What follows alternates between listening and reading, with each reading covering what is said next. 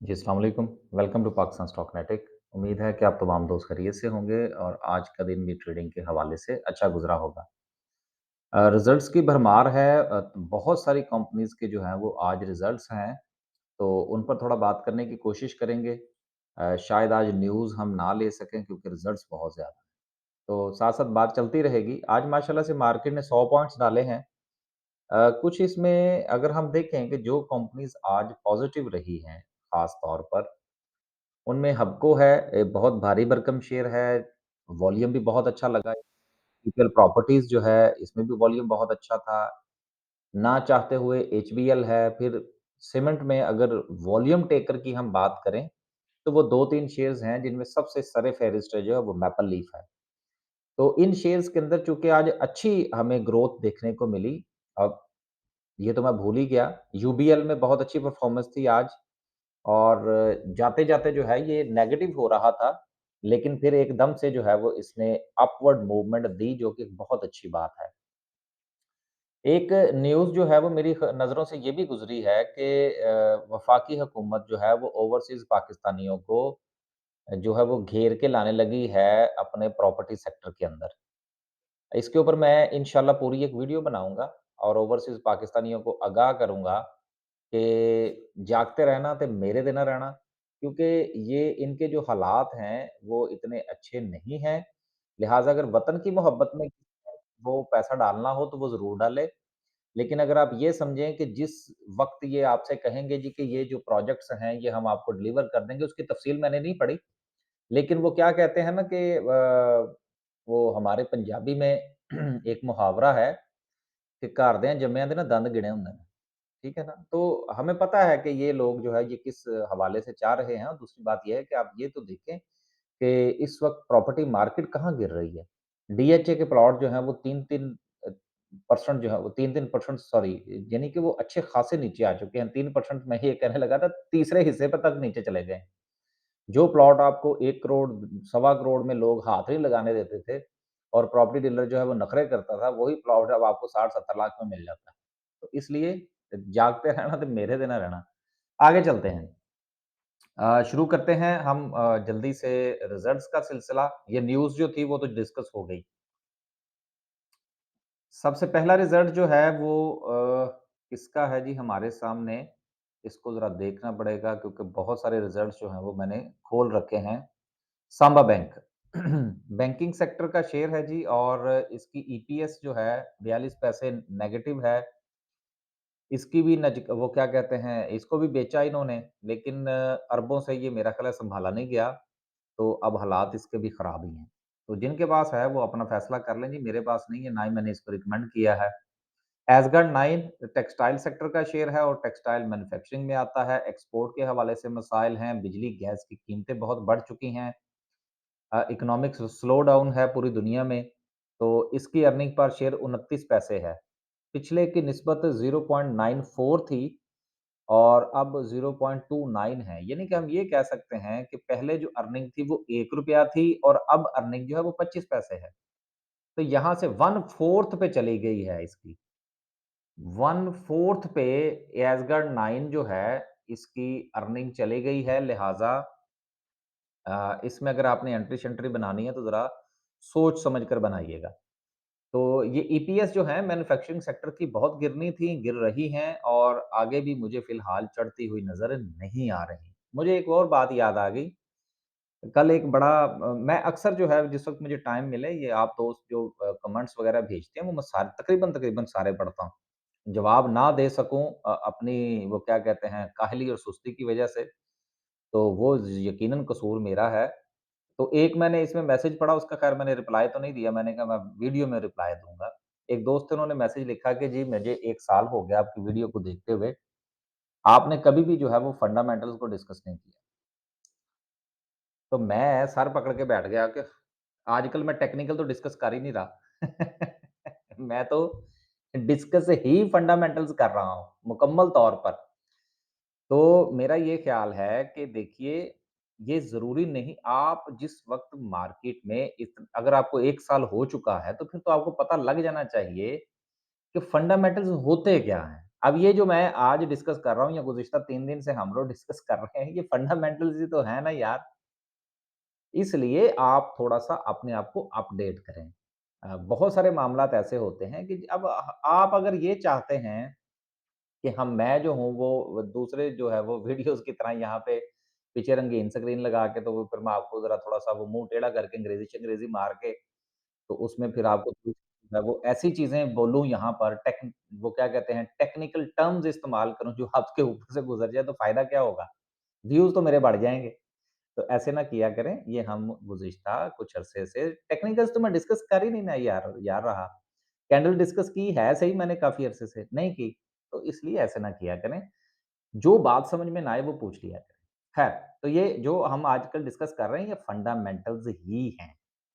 आगे चलते हैं जी और अगला जो है वो है सिद्दीक टिनप्लेट। यार ये सिद्दीक वाले जो हैं ना, इन्होंने कभी ज़िंदगी में मेरा नहीं ख्याल कि कभी कोई काम किया हो। हालाँकि ये जिस वक़्त इन्होंने ये काम शुरू किया था, उस वक़्त ये जनाब जो थे, ये बाकायदा तौर पर इनकी मोनोपोली थी पाकिस्तान में। अब ये टिन प्लेट होती क्या है? या इसको भी आप अब ये सारा मैं फंडामेंटल डिस्कस कर रहा हूँ, मैं फिर दोहराई दे देता हूँ। अब ये होती क्या है? ये अक्सर आप लोग बाज़ार से जाते हैं, तो वो आपको मुख़्तलिफ़ किस्म के जो है वो पके-पकाए खाने हो गए या दूसरी चीज़ें हो गई, तो वो एक टिन के अंदर लोहे के अंदर नहीं वो मिलते हैं आपको, वो बेसिकली टिन होता है। तो ये इनकी मोनोपोली थी। इन्होंने जो था अब 2 नंबरी करने में तो शेर है ना, इन्होंने ये कहा था कि जी हमें इम्पोर्ट करने दें और इम्पोर्ट करने के बाद क्या होगा कि हम ये काम जो है वो करेंगे। लेकिन ऐसे जो है ना अब बंदा क्या कहे, इन्होंने आज तक अपने आप को कुछ जो है ना वो अपग्रेड नहीं किया और वो बस उसी चक्कर में पड़े रहे। अब खैर इनकी मोनोपोली तो उतनी नहीं रही, लेकिन इन्होंने अपने शेयर होल्डर का भी अपने साथ-साथ बेड़ा गर्क किया है। हालाँकि ये जिस लाइन में ये लोग थे, ये कमाया तो इन्होंने ज़रूर होगा, लेकिन बस जितना कमाना था कमा लिया। एक चीज़ हमेशा याद रखिएगा ये जो कमाइयाँ 2 नंबर की होती हैं ना इस तरह की सब्सिडीज़ खा लीं अ, अपने ऊपर टैक्स ना लगने दिया कुछ और लोगों को जो गवर्नमेंट को है कहानियाँ सुना दी। ये कोई 1 या 2 नस्ल ही खा सकती है, ये नस्ल दर नस्ल नहीं चलता। नस्ल दर नस्ल सिलसिला अगर चलता है, मसलन आप कराची के सहगल देख लें, मेमन देख लें या इंडिया के वो टाटा बिरला देख लें या दुनिया में बड़ी मिसालें हैं यार। वो लोग ना इस किस्म की हरकतें नहीं करते। मैं ये नहीं कहता कि वो बिल्कुल फ़ायदा नहीं उठाते होंगे यकीनन मैनिपुलेट भी करते होंगे। लेकिन वो साथ-साथ अपने आप को अपग्रेड ज़रूर करते हैं और वो चीज़ें नस्ल दर नस्ल चलती हैं। तो बहरहाल अब मैं इनको इनके बारे में मैंने डायरेक्टली इनका नहीं बताया कि ये कौन है। वो मैंने चारों का नाम लेकर इधर-उधर बातें कर दी। खैर हम पर्सनल नहीं हो रहे, हम सिर्फ़ और सिर्फ़ जो है वो बिज़नेस की बात कर रहे हैं कि शेयर होल्डर के हाथ में कुछ नहीं आया होगा यकीनन, कुछ भी नहीं है। मुझे पूरा यकीन था कि ये कुछ नहीं होगा। तो इसकी ईपीएस ये भी तकरीबन-तकरीबन अगर आप देखें तो 1/3 पे चली गई है। तो आगे चलते हैं और अगला रिज़ल्ट जो है वो है एस्कॉर्ट का और एस्कॉर्ट बैंक जो है ये आपको पता होना चाहिए कि ये किनका है। ये उनका है जिन्होंने प्लॉट बेच-बेच के इतना पैसा कमाया बहरिया टाउन वालों ने कि उसके बाद उन्होंने कहा जी कि हमारा बैंक भी होना चाहिए और उसके साथ-साथ जो है ना वो हमारा टीवी चैनल भी होना चाहिए। तो ठीक है जी, उन्होंने टीवी चैनल भी बनाया और उसके बाद उन्होंने एस्कॉर्ट इन्वेस्टमेंट बैंक भी खरीद लिया। आगे चलते हैं जी और तो ये सट्टा-वट्टा करवाएँगे जी इसमें। ले जिस तरह वो अपनी बहरिया टाउन की फाइलों में सट्टा-सुट्टा करवाते हैं ना, उसी तरह से इसमें भी सट्टा ही चलेगा। तो जो सट्टा खेलने वाले वो आ जाएँ। वैसे कभी-कभी मैं भी इसमें डुबकी लगा लिया करता हूँ। लेकिन मैंने आज तक जितने भी दोस्त अहबाब मेरे साथ काम करने वाले हैं अ, अगर मैं भूल नहीं रहा तो मैंने कभी भी ये शेयर रिकमेंड नहीं किया, ठीक है ना? तो जुआ-वुआ खेलना हो तो आ जाया करें। तो 17 पैसे की माशाल्लाह से जो है ना तो इनकी नेगेटिव है, 17 पैसे का लॉस है। कोई बात नहीं यार, ये कोई लॉस-लॉस तो नहीं है ना, वो अपना लॉस उधर से पूरा कर लेंगे। अगला जी है वो है जी नेशनल रिफाइनरी। रिफाइनरीज़ के हालात थोड़े खराब हैं, तो यकीनन इनके भी खराब ही होंगे।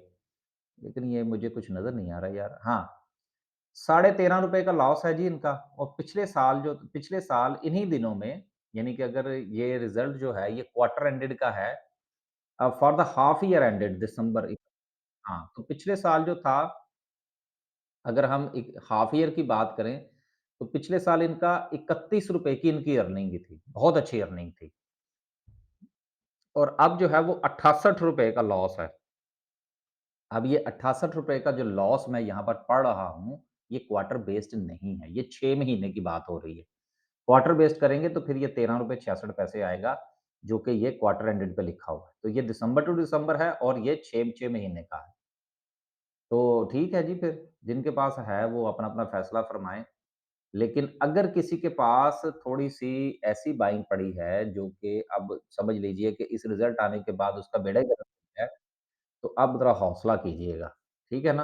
अब भागने की ज़रूरत नहीं है। बीजीएल मैन्युफैक्चरिंग सेक्टर का शेयर है, ग्लास शीशा-विशा बनाते हैं, देखते हैं इनकी क्या पोज़ीशन है।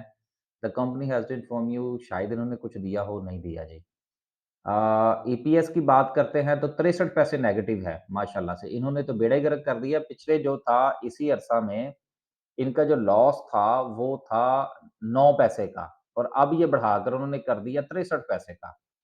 अब 9 को ज़रब दें तो ये तो मेरी कम से कम कैलकुलेशन यहीं पे खत्म हो जाती है, कैलकुलेटर इस्तेमाल करना पड़ेगा कि क्या परसेंटेज बनती है। आगे चलते हैं जी, बीजीएल के बारे में मैं आपको एक बात बताता चलूँ फिर हबको को डिस्कस करते हैं। बीजीएल के बारे में मेरी तकरीबन शुरू से यही राय रही है कि ये शेयर जो है ये 6 साढ़े 6 ₹7 पे लेने वाला है। अब जिन लोगों ने 11, 10, 11, साढ़े 11, साढ़े 10 पे खरीदा हुआ है वो अपना फैसला करें। आगे चलते हैं, हबको की बात करते हैं। हबको जो था वो आज प्रेशर में रहा लेकिन वो क्यों रहा ये मेरी समझ से बालातर है। एस पौने ₹6 का ₹6 ही लगाएँ यार, ₹6 का डिविडेंड दे रहा है आपको, ₹70 का शेयर है और आपको क्या चाहिए? ₹15 का डिविडेंड उसने पहले दे दिया है। तो हमको जिन लोगों के पास है, वो उनको बिल्कुल परेशान होने की ज़रूरत नहीं है और वो सुकून कीजिएगा। लेकिन अगर किसी ने मार्केट के उतार-चढ़ाव में आना है, तो वो एक अलग उनकी जो है वो कैलकुलेशन होगी। लेकिन मेरी राय में हबको की जो एक फेयर प्राइस है, वो 60 से ₹65 की है और मैंने जब भी रिकमेंड किया है, मैंने इसी प्राइस पे रिकमेंड किया है अकॉर्डिंग टू सिचुएशन और अभी भी मेरी राय यही थी कि 70 पे जाए तो उसको बेचना चाहिए। अ, गो के इसने डिविडेंड भी दिया है, लेकिन ये शेयर बहुत अच्छा है। अगर कोई इसके साथ चिपकना चाहे, कोई आने वाले 8-10 साल के लिए तो वो चिपक सकता है। यानी कि समझा करें, ये इतना माड़ा शेयर नहीं है। ईपीएस की बात करते हैं तो ₹8.72 बहुत अच्छी ईपीएस है जी। देखिए इनका वो हमारे वो पंजाबी में कहते हैं कि ना हिंग लगे ना फटकरी ते रंग भी आए चोखा, ठीक है ना? कि इन्होंने करना क्या है? इन्होंने तो करना ही कुछ नहीं है ना। रॉ मटेरियल यानी कि ये गैस पे चलें, ऑयल पे चलें, कुछ भी करें, एलएनजी पे चलें, रॉ मटेरियल जो है वो इनको देना है गवर्नमेंट ने। बिजली बन गई तो इनको ये मसला नहीं है कि वो हमारी खरीदनी किसने है, वो फिर गवर्नमेंट ने ले लेनी है। तो इन्होंने तो अपने लेने हैं सर्विस चार्जेज़, कैपेसिटी चार्जेज़ कह लें, सर्विस चार्जेज़ कह लें, मज़दूरी कह लें, वो इन्होंने लेनी है। तो ये तो काम इनका नहीं बंद होता। आगे चलते और बिजली हमारे यहाँ पूरी नहीं होनी सारी उम्र। कम से कम हमारी उम्र में या वो क्या कहते हैं हमारी ज़िंदगी में तो हमें पूरी होती नज़र नहीं आ रही। बाकी हमारे बच्चों की उम्र में जाके कोई पूरी हो जाए तो कुछ कहा नहीं जा सकता। आगे है जी इमेज। इमेज है जी और इनकी जो ईपीएस है अर्निंग पर शेयर पर ये है जी ₹1.67 बहुत अच्छी है जी, बहुत अच्छे इन्होंने इम्प्रूव किया है। लेकिन मेरा ख़्याल है दिया-दिलाया कुछ नहीं है, मुझे यहाँ पर कुछ नज़र नहीं आ रहा, हो सकता है दूसरे लेटर में कुछ हो, तो आप ज़रा देख लीजिएगा। बहुत सारे रिज़ल्ट्स पढ़ने होते हैं, कुछ चीज़ें खुदा ना ख़ास्ता अगर ऊपर-नीचे हो जाएँ, तो उसको ज़रा थोड़ा इग्नोर किया करें। अगला जो रिज़ल्ट है वो फौजिस सीमेंट का है। इसको भी मैं पढ़ रहा था थोड़ा-सा टाइम निकाल के, लेकिन मुझे कुछ नज़र नहीं आया कि इन्होंने कुछ दिया-दिलाया है या नहीं। ईपीएस भी अगर मिल गई इन्होंने बहुत लंबी-चौड़ी फ़ाइल जो है वो अपलोड की हुई है। ₹1.19 बहुत अच्छी अर्निंग है जी। फौजी भाइयों का शेयर है, चलें, बहुत अच्छा परफ़ॉर्म कर रहा है। आगे चलते हैं जी के इलेक्ट्रिक। के इलेक्ट्रिक जो है ये भी चोरों का बादशाह है और दिया-दिलाया यकीनन इसने कुछ नहीं है और जब से वो आरिफ नकवी साहब जो हैं वो इसको जोंक की तरह चिमटे और जिस तरह जोंक जो है वो जब आपके जिस्म को चिमटती है या किसी जानवर के जिस्म को चिमटती है तो वो खून पी जाती है सारा। तो आरिफ नकवी साहब जो है वो भी इनका खून पी गए हैं। अब मुझे न वो है तो मेरा ख़्याल शायद आजकल जेल में ही है। अब ये नहीं पता कि वो यूके की जेल में हैं या वो अमेरिका की जेल में हैं, मैं कुछ अपडेट नहीं ले सका काफ़ी अरसे से, तो उनका मैंने यहाँ पे नाम इस्तेमाल किया है, तो ये ना हो कि उनके दोस्त अहबाब मुझे नोटिस भेजें। तो कि जी उन्होंने मैंने उनका नाम लिया वीडियो में। हाँ, अगर मुझे नोटिस भेजना हो, तो मैं उनको बता देता हूँ, मुझसे प मेरा एड्रेस यूके वाला लीजिएगा और उस पे एड्रेस भेजिएगा, ताकि वो वहाँ पर फैसले जो है ना, वो जल्दी हो जाते हैं। ठीक है ना? तो जब वो खा पी गए हैं जी इसको। शंघाई इलेक्ट्रिक वालों को इन्होंने लॉलीपॉप दिया और फिर जो इन्होंने पैसे देने थे गैस कंपनियों के वो इन्होंने डाल दिए जो है वो कि जी गवर्नमेंट के खाते में। यानी कि ये इन्होंने शंघाई इलेक्ट्रिक के साथ ये किया था कि कोई गल नहीं जी वो कर लांगे। यानी कि जिस तरह से आप अगर कोई चीज़ खरीदने के लिए जाए ना, तो या कोई साइन-वाइन करने हों किसी जगह पर, तो ख़ास तौर पर कोई चीज़ खरीदने के लिए, "ओह! नहीं जी नहीं, ये तो सिर्फ़ एक फ़ॉर्मेलिटी है।" फ़ॉर्मेलिटी है जी, सिर्फ़ आप साइन कर दें, बाकी हो जाएगा इंशाअल्लाह ताला। ठीक है ना? तो हम लोग जो है वो अगले बंदे की बातों में आके साइन कर देते हैं। इन्होंने भी बेसिकली यही कहानी सुनाई थी शंघाई इलेक्ट्रिक को, कि जब उन्होंने पॉइंट आउट किया कि सर पैसे किन्ने देने ने? तो इन्होंने कहा, "नहीं, नहीं, कोई नहीं, ये तो हमारा और गवर्नमेंट का मामला, ये हल हो जाएगा। आप बस डील फाइनल करें।" उन्होंने कहा, "सर जी वो भी चीने हैं।" दुनिया में आज ये बात चलते-चलते निकल ही आई है, दुनिया में अ, गैम्बलिंग कहते हैं ना जिसको गैम्बलिंग, वो चाइना से बड़ा बंदा कोई नहीं है। मैं आपको एक मज़े की बात सुनाऊँ, अब बात कहीं और निकल जाएगी तो कोई बात नहीं, निकल जाए खैर है। यूके में ना वो आपको पता है कि वो बेड-शेड, शर्तें-शुरतें लगाना जो है वो वहाँ पर इजाज़त है, बल्कि बाकायदा वहाँ पर बहुत बड़े-बड़े जो हैं वो बने होते हैं, जहाँ पर आप जाइए और सुकून से बैठिए और उसके बाद जो है वो आप अपनी मर्ज़ी की शर्त लगाइए। तो वहाँ पर जितने भी लोग जो है वो आपको बैठे हुए नज़र आएँगे, अगर आपने कभी देखना हो, तो यूके के अंदर जो है सबसे ज़्यादा आपको चाइनीज़ बैठे हुए अंदर नज़र आते हैं और उन्होंने हाथ में मज़े की बात ये है कि उनके हाथ में कॉपी पेंसिल होती है। तो ये इनके साथ डील करना इतना आसान नहीं है। वैसे ये कभी रहम खा लें, जिस तरह से आजकल हमारे ऊपर खा रहे हैं, तो वो एक अलग चीज़ है। हिसाब-किताब के बहुत पक्के हैं ये। तो ख़ैर, बात जो थी वो काफ़ी दूर निकल गई। तो दिया दलाया इन्होंने भी यकीनन कुछ नहीं है क्योंकि इनके तो अपने ही अभी वो कुएँ नहीं भर रहे। ₹1 का लॉस माशाअल्लाह से। पहले बा 12 पैसे की अर्निंग थी, इसी जो है वो अरसा में और अब ₹1 मतलब इसकी भी कैलकुलेशन कम से कम मेरे कैलकुलेटर पे तो नहीं आ रही। लेकिन यहाँ पर मैं एक और बात बताता चलूँ, कुछ चीज़ें होती हैं जिसको हम कहते हैं एसेट, नेशनल एसेट्स, ठीक है ना? नेशनल एसेट्स जो होते हैं ना, ये मजबूरी होती है गवर्नमेंट की, ये सफ़ेद हाथी होते हैं और ये उनके गले में लटक रहे होते हैं। तो लिहाज़ा गो कि इसकी ₹1 की जो है वो लॉस पर शेयर है, इसके बावजूद भी ये एक नेशनल एसेट है जो कि के इलेक्ट्रिक है। तो किसी भी दिन इसकी किस्मत जाग जाएगी। आगे चलते हैं, मैं किसी को रिकमेंड नहीं कर रहा। आगे है जी ये रियल एस्टेट इन्वेस्टमेंट ट्रस्ट है। उम, ₹2 7 पैसे की अर्निंग है, चलें अच्छी अर्निंग है। दिया-दलाया तकरीबन मेरा ख़्याल है इन्होंने कुछ नहीं है। मुझे तो फ़िलहाल कहीं नज़र नहीं आ रहा। ये ग्लोबल रेज़िडेंसी है, नहीं मुझे नहीं कहीं नज़र आ रहा है जी। आगे चलते हैं और फिर इनका है डोलमेन सिटी नहीं, हाँ, इनके 2 हैं, एक जीआरआर है, ग्लोबल रेज़िडेंसी के नाम से है और दूसरा जो है वो इनका वो डोलमेन सिटी का है। तो इसकी क्या अर्निंग है जी, ये भी देख लेते हैं। कम हुई है जी इनकी ईपीएस, पहले ₹1.46 थी, अब ये समझ नहीं आई कि इनकी ईपीएस क्यों कम हुई है। जब इनका काम जो है वो रेंटल का है, तो रेंट्स तो बड़े हैं, यकीनन एक्सपेंसेस भी बड़े होंगे, इनको दु कुछ और भी खर्चा करना पड़ा होगा, लेकिन मेरा नहीं ख़्याल कि रेंट्स जो है मैं आपको एक छोटी-सी मिसाल देता हूँ कि मैंने अगर कोई प्रॉपर्टी जो थी वो पाकिस्तान में अगर मिसाल के तौर पर मैंने वहाँ की रेंटल इनकम जो थी वो फ़र्ज़ करें 50,000 थी।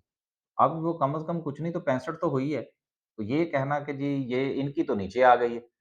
तो ये ना ये कुछ बनाना है, ना आपने कुछ देना है। रेंट का काम है तो रेंट के काम में तो ऐसा नहीं होना चाहिए। आगे चलते हैं जी। लेकिन मेरी इसकी कुछ ख़ास जो है वो स्टडीज़ नहीं है, तो ये सिर्फ़ मैंने एक कमेंट पास किया है। तो उसको इतना ज़्यादा अहमियत ना दी जाए। पीआईबीटीएल, बिल्कुल इसमें बहुत सारे लोग फँसे हुए हैं और पाकिस्तान इंटरनेशनल बल्क टर्मिनल बेचारा जो है, ये सिसकियाँ इसलिए ले ले रहा है कि हमारे यहाँ इम्पोर्ट-एक्सपोर्ट के हालात बहुत ही ख़राब। एक्सपोर्ट हम कर नहीं सकते, हमारे जो है वो इतने अ, हमारे पास रिसोर्सेज़ नहीं है, अच्छी जो है वो हमारी प्रोडक्शन नहीं है, हालात बहुत ख़राब हैं और इम्पोर्ट हम इसलिए नहीं कर रहे कि हमारी जेब में पैसे नहीं हैं, तो हालात दोनों तरफ से ख़राब है। और बल्क टर्मिनल जो है वो बेचारा उसी सूरत में काम करेगा कि पता लगेगा कि जी आप जो है वो इतने लाख टन जो है वो गंदम एक्स जो है वो इम्पोर्ट कर रहे हैं या कुछ और काम कर रहे हैं, तो उस सूरत में ये मामला चलता है, नहीं तो बेचारा ये बंद ही रहता है। खैर आगे चलते हैं जी और इसकी ईपीएस 13 पैसे, बहुत बुरे हालात हैं जी।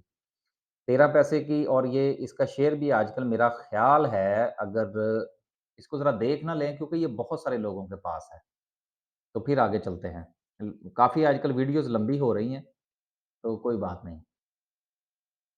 ये बीटीएल जी ₹3.93 पर जो है वो ट्रेड कर रहा है और 5 ईयर का भी देखें तो ये भी इसने लो तोड़ा होगा। यस, बिल्कुल तोड़ा है। ये अपने लाइफ़ टाइम लो की तरफ जा रहा है और देखें कि कहाँ पर जाके रुकता है, क्या सिचुएशन बनती है।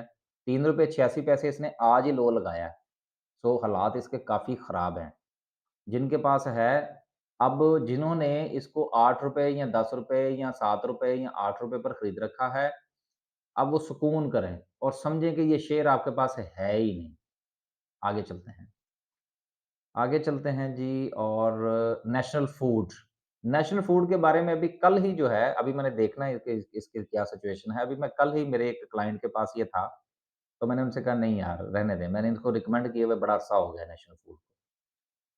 नेशनल फूड के क्या हालात हैं जी, 92 पैसे की अर्निंग है, पहले इनकी अर्निंग जो थी वो ₹1.17 थी, ठीक है, थोड़ा-सा जो है वो सर्वाइव कर गए हैं।